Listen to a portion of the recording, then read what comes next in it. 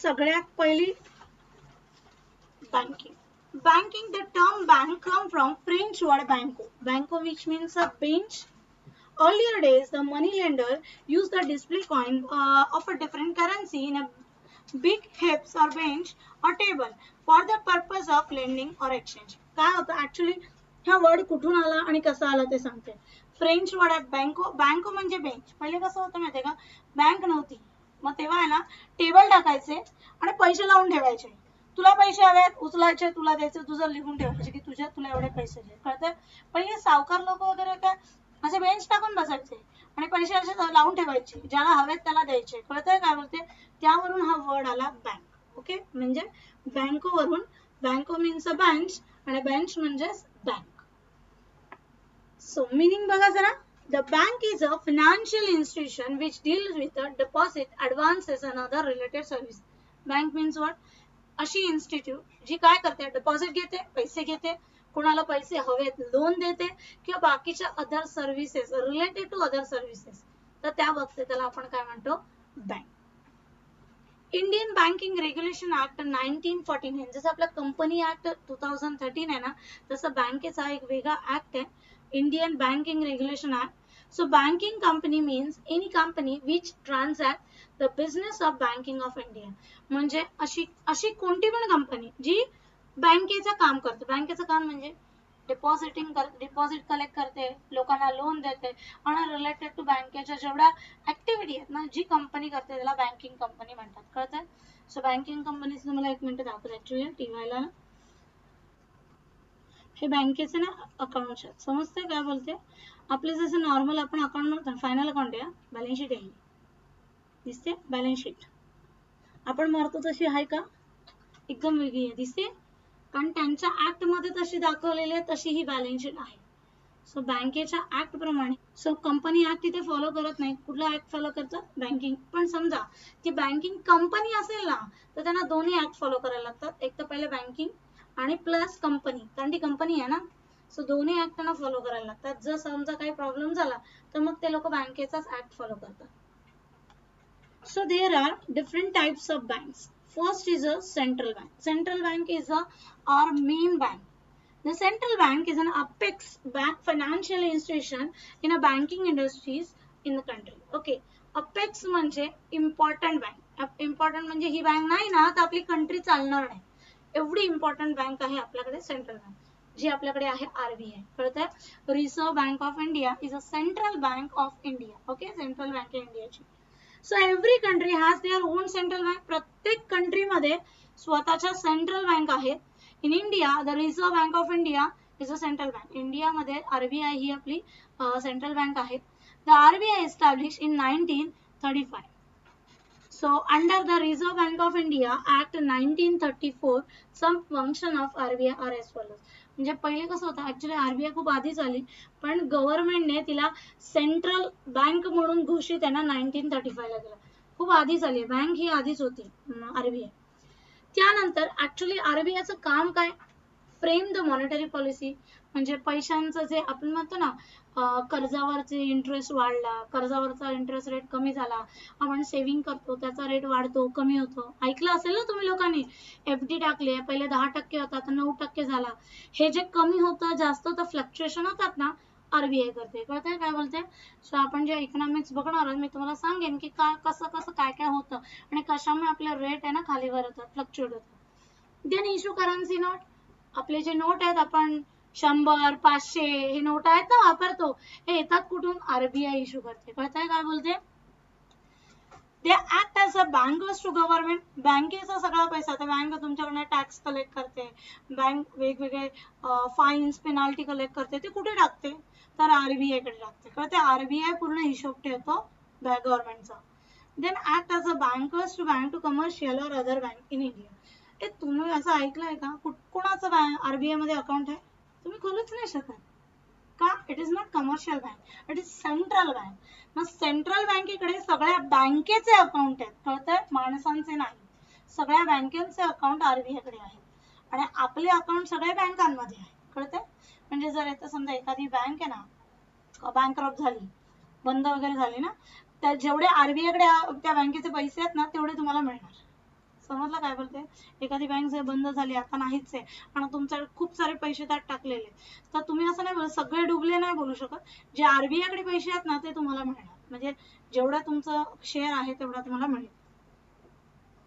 त्यानंतर next bank आहे ती म्हणजे कमर्शियल बँक. कमर्शियल बँक म्हणजे ज्यामध्ये आपण पैसे टाकायला जातो. The commercial bank plays an important role in economic and social development of country. Actually, commercial बँकेचा मेन उद्देश काय आहे?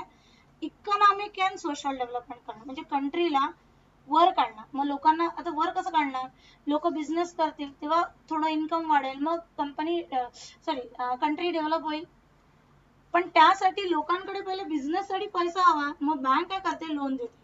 लोन घ्या आणि तुम्ही बिझनेस करा, आणि बिझनेस करता करता हळूहळू तुम्ही ग्रो करा. So primary function is accepting deposit and lending money. ह्यांचं मेन पहिला ऑब्जेक्ट काय? तुमच्याकडनं डिपॉझिट कलेक्ट करणं, लोकांकडनं डिपॉझिट कलेक्ट करणं, आणि ज्या लोकांना गरज आहे त्या लोकांना लोन देणं. And secondary function is a agency and utility function. त्यानंतर अजून एक्स्ट्रा फंक्शन आहे एजन्सी, म्हणजे ॲज अन एजंट म्हणून काम करतो. म्हणजे तुम्हाला ऐकलंय तुम्ही ESI ऐकलंय? ESI LIC आहे कोणाची? LIC चे पैसे जाऊन दर महिन्याला भरतात की दर वर्षाला भरतात? जाऊन 4-4 महिन्यांनी जाऊन बँकेत भरतात. त्या बँक आहे ना, बँकेला परमिशन देतो आपण की माझ्या अकाउंट मधून डायरेक्टली ऑटो कट कर. त्यालाच म्हणतात एजंट. म्हणजे तुम्ही आता काय करणार? तुम्ही तुमचा एजंट घेऊन जाणार, बँकेत भरणार पैसे, आणि मग ते कट होणार, बरं ना? हे डायरेक्टली तुमच्या अकाउंट मधून ऑटोमॅटिकली कट होतात. कळतंय? जी तारीख आहे 15 तारीख आहे, 15 तारखेला ऑटोमॅटिकली कट होऊन जातं. जसं आता मला फॉर एक्झाम्पल मला याला रेंट द्यायचं आहे, माझ्या लक्षात नाही राहत याला रेंट द्यायचं आहे, तर माहिती तुमच्या, तुम्हाला नाही माहिती, जे ऍप आहे ना आपलं फोन पे आहे, गुगल पे आहे, त्याच्यामध्ये ना ऑटो असं बटन असतं, म्हणजे ऑटोमॅटिकली आपण जर ते हे करून ठेवलं ना तर त्या तारखेला ते कट होतात. हे काम कोण करतं? तर कमर्शियल बँका ऍज अ एजंट म्हणून करतात. कळतंय? त्यानंतर युटिलिटी फंक्शन म्हणजे काय? तुम्हाला लॉकर फॅसिलिटी देतात, तुम्हाला गिफ्ट वगैरे देतात, म्हणजे गिफ्ट म्हणजे वाउचर्स देतात. जसं आता समजा तुम्हाला माहिती आहे आजकाल लग्नामध्ये पहिले कसे लोक भांडी बिंडी घेऊन जायचे, आजकाल लोक भांडी बिंडी घेऊन जात नाही. समजा खूप एकदम खूप खास कोणीतरी आणि त्याचं लग्न आहे, तर त्याला आपण कसं छोटे मोठे गिफ्ट देतो, मोठं गिफ्ट देतो ना. सो मोठं गिफ्ट द्यायचं असेल तर मग आपण काय करतो? वाउचर देतो. वाउचर म्हणजे बँकेकडनं वाउचर आणतो आणि त्याला देतो. कळतंय? So commercial bank are divided into 3 groups. Public bank, त्यानंतर प्रायव्हेट बँक आणि फॉरेन बँक. पब्लिक बँक म्हणजे गव्हर्नमेंटची बँक, जसं आपलं SBI, state bank of India, bank of India आहे. त्यानंतर प्रायव्हेट बँक मध्ये ऍक्सिस आहे, HDFC आहे, ICICI आहे, हे सगळ्या प्रायव्हेट बँक आहेत. फॉरेन बँकामध्ये सिटी बँक आहे, HSBC बँक आहे, स्टँडर्ड चार्टर्ड बँक आहे. या सगळ्या काय आहेत? आपल्या फॉरेन बँक आहेत, म्हणजे हे इथल्या नाही आहेत, बाहेरच्या बँक आहेत आणि त्यांचं ऑफिस एक ब्रांच इथे ओपन झालेलं. Next is a cooperative bank. So cooperative bank is a registered under Indian Cooperative Bank Popular Society in a 1912 and regulated under Banking Regulation Act. The cooperative bank are popular in semi-urban and rural areas. The main aim of a cooperative bank is provide the credit to economical backward people and farmers and small scale units. Okay, cooperative society actually मोठ्या मोठ्या ज्या बँका आहेत त्यांच्याकडे जर loan घ्यायला गेलं तर तुम्हाला कोलॅटरल मागतात, म्हणजे काहीतरी तुम्ही ठेवा, मग त्यानंतर तुम्हाला लोन मिळणार. आणि ते मोठ्या मोठ्या ठिकाणी म्हणजे तिथे अकाउंट खोलायचं म्हणजे पण हे होतं, पण कोऑपरेटिव्ह सोसायटीच्या बँका आहेत त्या कशा असतात, छोट्या असतात. गरजू जे गरीब लोक आहेत त्यांच्यासाठी ह्या बँका ओपन केलेल्या आहेत. म्हणजे त्यांचा रेट ऑफ इंटरेस्ट कमी असतो. त्यानंतर कमी लोन, छोटे छोटे लोन तुम्हाला देतात. जसं 10,000चं लोन हवंय, 15,000चं लोन हवंय, छोट्या अमाऊंटचे लोन आहेत ना ते कोण देतात आपल्याला, cooperative society. So there are 3 type of cooperative society: primary credit cooperative society, district cooperative society आणि स्टेट. सो प्रायमरी म्हणजे ही विलेज लेवलवर काम करते. जर primary credit cooperative society work at a village level, म्हणजे ग्रामीण भागामध्ये जर गेलं तर गावागावामध्ये कोणाला लोन हवं ना त्यांची नोंद केली जाते. तुम्हाला लोन हवं, मग त्यांचे पेपर जमा केले जातात आणि मग तिथे सबमिट केले जातात. They also get a fund from the state cooperative bank and district cooperative bank. त्यांना एक तर ऍक्च्युली प्रायमरी क्रेडिट कोऑपरेटिव्ह सोसायटीजना पैसा कोण देतो, तर स्टेट आणि डिस्ट्रिक्ट यांच्याकडनं फंड येतं आणि मग ते कोणाला देतात, विलेजर्सना देतात. त्यानंतर district central cooperative bank, this bank operate the district level, actually taluka लेवलवर काम करते. So obtain deposit from public at a district level and also fund from the state cooperative bank for the purpose of lending. मग ती काय करते, एक तर direct लोकांना फंड हवंय, ज्यांना हवंय त्यांना देते, किंवा कुठून येतात, स्टेट कोऑपरेटिव्ह सोसायटीकडनं त्यांना पैसे येतात आणि ते लोक एक तर तिथे कोणी त्यांचे कस्टमर असतील त्यांना लोन देतात, नाहीतर मग विलेज लेवल म्हणजे प्रायमरी कोऑपरेटिव्ह सोसायटीजना फंड पुढे ट्रान्सफर करतात. त्यानंतर state cooperative society, state cooperative bank, this bank operate at a state level. They provide the fund a central cooperative bank and primary cooperative bank is required. Actually यांना fund कुठून येतं माहिती, नाबार्ड कडून पैसे येतात. मग स्टेट कोऑपरेटिव्ह सोसायटी प्रायमरी आणि district या दोघांना फंड प्रोव्हाइड करण्याचं काम करते. त्यानंतर नेक्स्ट आहे industrial development bank. So development नावावरूनच कळतंय, इंडस्ट्रीला डेव्हलपमेंट करण्यासाठी जी बँक बनवली गेली त्याला इंडस्ट्रियल डेव्हलपमेंट बँक म्हणतात. So development bank provide the medium and long term fund for business work. इथे आपल्यासारख्या सर्वसाधारण लोकांना लोन मिळत नाही. आयदर तुमचा बिझनेस असला पाहिजे किंवा तुमची इंडस्ट्री असली पाहिजे की त्याला डेव्हलप करण्यासाठी हे लोन घेतलं जातं. Provision for medium and long term fund business unit for the purpose of expansion and modernisation. तुम्हाला तुमचा बिझनेस वाढवायचा आहे किंवा चेंज करायचा आहे, चेंज म्हणजे मॉडर्नायझेशन, नवीन ऑटोमॅटिक मशीन वगैरे आणायचे, तुम्हाला फंड हवाय, तर त्यासाठी तुम्हाला इंडस्ट्रियल डेव्हलपमेंट बँक काय देते, कर्ज देते. Then underwriting shares issue by public limited company. तुम्हाला माहिती आहे, आपण ऑलरेडी एसपी मध्ये शिकलेलो आहे, बरोबर आहे. आपल्याला जर अंडर सबस्क्रिप्शन झालं तर शेअर कोण घेते, ही एक बँक आहे जी इंडस्ट्रियल डेव्हलपमेंट बँक आहे ना, ही कंपन्यांचे शेअर विकत घेते ऍज अ अंडररायटर म्हणून. Purchase the debenture and bond, त्यानंतर कंपनीचे डिबेंचर्स किंवा बॉन्ड, शेअर, डिबेंचर किंवा बॉन्ड काही जरी कमी पडले, शॉर्टेज पडला तर ही बँक घेते. त्यानंतर नेक्स्ट आहे exchange bank. The exchange bank as well as a large commercial bank facilitate the foreign exchange. तुम्ही मला सांगा, तुम्ही बाहेरून आला, बाहेरच्या देशातून आला, तर तिकडची करन्सी इथे चालणार आहे का? You must have converted into rupee. किंवा तुम्ही इथून समजा अमेरिकेला जायचं, रुपये घेऊन गेले तर तुम्हाला त्या रुपयाला कोण काय देणार नाही, तुम्हाला कन्वर्ट करून घ्यायला लागणार डॉलरमध्ये. तर ह्या बँका ज्या आहेत एक्सचेंज बँक, ह्या तुम्हाला काय करतात, तुमचे करन्सी कन्वर्ट करून द्यायचं काम करतात. सो यांचं काम काय, फायनान्सिंग फॉरेन ट्रेड ट्रान्झॅक्शन, जे इम्पोर्ट एक्सपोर्टचं ट्रान्झॅक्शन करतात ना, तर त्यांना एक सर्टिफिकेट देणं की किंवा त्यांना कन्फर्मेशन देणं. कसं असतं माहिती आहे, मला समजा इम्पोर्ट करायची 1 करोडची मशीन इम्पोर्ट करायची, 1 करोड माझ्याकडे आहेत पण माझ्या गव्हर्नमेंटकडे आहेत का नाही बघायला हवे ना.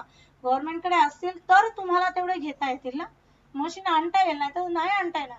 तर त्यासाठी तुम्हाला यांचं परमिशन घ्यायला लागतं की आम्हाला एवढे हवे आणि तेवढं तुमच्याकडे आहे का, लेटर वगैरे घेणं. Then issue of letter of credit. Letter of credit तुम्हाला माहिती आहे, इम्पोर्ट एक्सपोर्ट करता तेव्हा तुमची बँक गॅरंटी घेते. काय गॅरंटी घेते, समजा तुम्ही बाहेरच्या देशातून परचेस केलं तर बाहेरची बँक आहे ना तुमच्याकडनं लेटर घेते की तुम्ही पैसे नाही दिले तर तुमची बँक भरेल. तुम्हाला नीरव मोदी सगळ्यांना माहिती आहे ना, नीरव मोदीचा एवढा मोठा स्कॅन्डल झाला, नाही माहिती? पंजाब नॅशनल बँकेचं माहित नाही का तुम्हाला? तो पैसे घेऊन नाही पळाला, तो गेला. कर्ज केवढं केलं, 500 करोड काहीतरी होतं. लेटर ऑफ क्रेडिट दिला होता, म्हणजे काय, गॅरंटी दिलेली तिकडच्या बँकेला की जर यांनी नाही भरले तर मी भरेन. त्यांनी नाही भरले तो पळाला, बँकेला भरायला लागले तेवढे 500 करोड रुपये. कळतंय काय बोलते ते? So discounting bill of exchange तुम्हाला सगळ्यांना माहिती आहे, बिल ऑफ एक्सचेंज ऑलरेडी झालेला आहे. So bill of exchange bill जर समजा इमिडिएट बेसिसवर तुम्हाला पैसे हवे असतील तर ती बिलं तुम्ही जमा केली का त्याच्याबद्दल तुम्हाला फायनान्स मिळतं. त्यानंतर remittance of dividend, interest and profit. त्यानंतर तुमचं बाहेरच्या कंपन्यांमध्ये जर डिव्हिडंड आहे किंवा इंटरेस्ट आहे, पुढे इन्व्हेस्टमेंट केली किंवा कुठल्याही कंपनीचं प्रॉफिट तर तुम्हाला कन्वर्ट करून देण्याचं काम एक्सचेंज बँक करते. कळतंय? त्यानंतर आहे regional rural bank. Regional rural bank RRB was established in 1975. These banks are sponsored by large public sector. Actually bank public sector आहे आणि यांचं मेन काम काय माहितीये का, जे गरीब पुअर फार्मर्स आहेत किंवा काय म्हणतात रुरल एरियाजला डेव्हलप करणं आणि त्यांना फायनान्स प्रोव्हाइड करणं. So the capital of RRB is contribute central government 50%, state government 15% and sponsored bank 35%. म्हणजे याच्यामध्ये मॅक्झिमम जो पार्ट आहे ना सेंट्रल गव्हर्नमेंटचा 50% शेअर सेंट्रल गव्हर्नमेंटचे आहेत, 15% स्टेट गव्हर्नमेंट आणि बाकीच्या अदर बँक आहेत त्यांचे 35% शेअर आहेत आणि या पूर्ण गव्हर्नमेंट बेस आहे. जे गरीब लोक आहेत ज्यांना कुठनं फायनान्स मिळत नाही अशा लोकांना RRB काय करते, लोन देते आणि नॉर्मली RRB ग्रामीण भागातच आहे. So RRB provide the loan and advances mostly small and marginal farmer and artisan. म्हणजे जे काय म्हणतात त्याला छोटे छोटे कामगार लोक असतात ना, जसं काय म्हणू शकतो आपण, आर्टिसन्स, हँडीक्राफ्ट बनवणारे, छोटी छोटी मडकी बिडकी बनवणारे, म्हणजे छोटे छोटे काम करणारे आहेत ना अशा लोकांना लोन प्रोव्हाइड करते. त्यानंतर saving bank. The main object of saving bank to encourage the saving to people. Example post saving bank. Actually saving bank खूप सारे आहेत, जसं आता नॉर्मल आपण बघितलं तर SBI मध्ये पण सेव्हिंग बँकच आहे. म्हणजे त्या आजकाल खूप सारे फंक्शन्स आहेत तर त्यामध्ये सेव्हिंग खूप सगळ्याच बँका देतात. सो आपल्याकडे जर अजून एक आहे पोस्टात सुद्धा. पहिले जुन्या काळामध्ये बँक नव्हती तेव्हा लोक कशात टाकायचे पैसे, पोस्टात टाकायचे सेव्हिंग करायला. पोस्टाचा रेट तेव्हा चांगला होता, आताही आहे. So postal bank is also a saving bank. त्यानंतर investment bank. These banks provide the financial and advisory assistance to their customer. म्हणजे तुम्ही कुठे इन्व्हेस्ट करायचे, कसे करायचे, जे आपण शेअर मार्केटमध्ये करतो ना इन्व्हेस्टमेंट, म्युच्युअल फंड मध्ये इन्व्हेस्टमेंट करतो, कुठे केलं पाहिजे, काय केलं पाहिजे, त्याचा ऍडवाइस तुम्हाला कोण देतं, इन्व्हेस्टमेंट बँक. आणि जे मोठे मोठे लोक आहेत ना, श्रीमंत लोक आहेत ना, त्यांच्या ना इन्व्हेस्टमेंट बँक असते. समजतं, ते बँका त्यांना सांगतात की तुम्ही एवढा पैसा इथे टाका, इथे टाका. त्यांचं खूप सारं अनालिसिस असतं. त्यानंतर आहे specialised bank. These banks are cater the requirement of provide overall support for setting the business in a specific area. त्यातला पहिला आहे import and export bank. Okay, export and import bank, Exim bank म्हणतात त्याला. These bank provide the financial assistance to exporter and importer. समजा मला काय करायचंय, मला खूप मोठी ऑर्डर आली, मला एक्सपोर्ट करायचे गुड्स, पण मला जर एक्सपोर्ट करायचे गुड्स तर त्यासाठी मला बिल पाहिजे. तर ते बिल आहेत ना मी माझ्या बँकांकडे जमा केले ना, म्हणजे मी अजून बनवलंच नाहीये प्रोडक्ट, मला जस्ट ऑर्डर आली आहे, ती ऑर्डरची कॉपी आहे, मी बँकेत जमा केली तर मला 70% लोन पास होतं. म्हणजे ते 70% मी माझं प्रोडक्शन बनवू शकते आणि मग विकू शकते, जे ज्याला द्यायचं त्याला ऑर्डर कम्प्लीट करून देऊ शकते. मग तिथून पैसे आले की बँकेतच जमा होणार आहेत, मग बँक त्यांचे पैसे कट करते, उरलेले आपल्याला देते. समजते? किंवा इम्पोर्ट करायचं, ते इम्पोर्ट करताना सुद्धा तुम्हाला लोनची गरज आहे तर बँक तुम्हाला ते प्रोव्हाइड करते. त्यानंतर SIDB आहे, small industrial development bank of India. नावावरून कळते स्मॉल इंडस्ट्री, जे छोट्या इंडस्ट्री आहे त्यांना डेव्हलप करण्यासाठी SIDB आहे. So small industrial development bank of India setup in 2 April 1990. They act as a principal financial institution for promotion, financing, development of micro, small, medium and enterprises. MSME सगळ्यांना माहिती आहे, MSME ला जो loan देतात ना SIDB ला loan देते. कळतंय? इव्हन आपली कोऑपरेटिव्ह सोसायटीज आहेत ना, ज्या कोऑपरेटिव्ह बँक आहेत ना, त्यांना सुद्धा SIDB देते. कळतंय? ज्या रुरल बेसवर काम करतात त्यांना फंडिंग प्रोव्हाइड करण्याचं काम SIDB करते. So MSME, our sector as well as a coordination function institution engaged in similar activity. म्हणजे त्या रिलेटेड छोट्या छोट्या ऑर्गनायझेशन जे लोक चालवतात त्यांना सगळ्यांना लोन SIDB देते. त्यानंतर थर्ड आहे NABARD, national bank of agriculture and rural development. नावावरूनच कळतंय नॅशनल बँक फॉर ॲग्रिकल्चर साठी जे लोन प्रोव्हाइड होतं ते कुठून होतं, नाबार्ड. नाबार्ड डायरेक्ट नाही देत, नाबार्ड कोणाला देतो, कोऑपरेटिव्ह सोसायटी किंवा RRB या लोकांना देतं, मग ते लोक पुढे पास ऑन करतात. It is an apex institution for financing agriculture and rural. म्हणजे शेती रिलेटेड आणि ग्रामीण भागाच्या रिलेटेड सगळ्यात मोठी बँक म्हणजे नाबार्ड आहे. म्हणजे फंड जो आहे तो नाबार्ड कडूनच पुढे पास होतो. NABARD provide the both short and long term credit through regional rural bank. मी म्हटलं ना, RRB ला लोन कोण देतं, नाबार्ड कडून लोन जातं, मग RRB पुढे पास करते. It provides a financial institution and not to individual. एक इंडिव्हिज्युअल ला नाही, ते डायरेक्टली बँकांना देतात, प्रोव्हाइड करतात लोन. एक इंडिव्हिज्युअल पर्सनला ते लोक लोन देत नाही.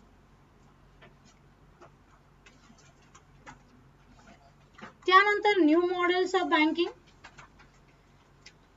Small finance bank. A small finance bank is a type of niche bank of India. म्हणजे काय, ऍक्च्युली प्रायव्हेट बँक आहे ते. कळतंय काय बोलतो, प्रायव्हेट बँका पण नाही, ऍक्च्युली म्हणतात त्याला नॉन NBFC म्हणतात. NBFC जे फायनान्शियल इन्स्टिट्यूशन मध्ये येत नाहीत, प्रायव्हेट. आता तुम्हाला ऐकलं असेल तुम्ही, बंधन वगैरे ऐकलंय तुम्ही लोकांनी, बंधन.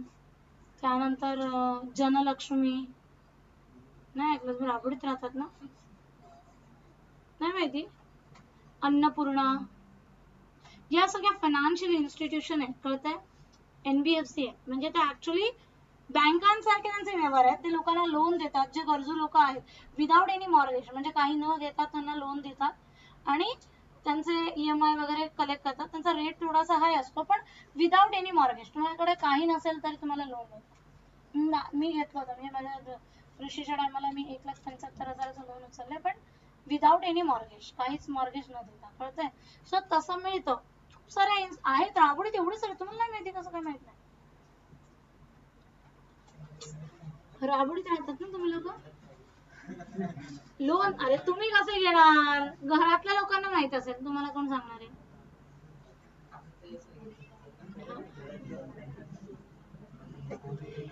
Okay, so small finance bank are type of niche banks in India.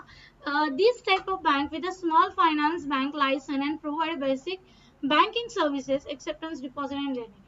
Actually यांचं कामच ते, हे बाकीचे सर्व्हिस नाही देत, फक्त लेंडिंग अँड डिपॉझिटिंग एवढंच. ते पण कसं माहितीये का, तुम्ही सेव्हिंग अकाउंट वगैरे नाही खोलतायत, तुम्हाला फक्त लोन मिळतं आणि लोनचे फक्त हप्ते भरायचे, एवढ्या व्यतिरिक्त ते लोक काहीच नाही करत. कळतंय काय बोलते ते. The aim behind this bank to provide the financial inclusion section of economy not being served by other banks such as a small business unit, small and marginal farmer, micro and small industry, unorganized sector entity. म्हणजे अशा छोट्या छोट्या businessman आहेत ज्यांना बँका, दुसऱ्या बँका कोणी लोन नाही देत आहेत, असे लोक, अशा लोकांना या बँका काय करतात, लोन प्रोव्हाइड करतात.